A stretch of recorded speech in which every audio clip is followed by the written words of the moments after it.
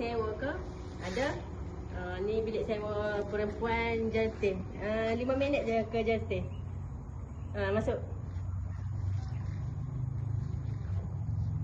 Okay, bilik ni sesuai untuk satu orang, memang selesa lah.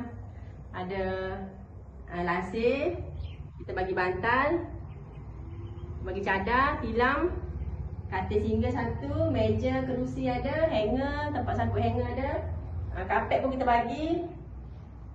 Okay, ni cermin, tong sampah, alas kaki. Ni toilet. Toilet ni selesa lah, luas. Lepas tu kita bagi satu baji. Bilik ni 5 minit ke Jetih, 10 minit ke Kampung Raja. Sangat-sangat selesa. Dah.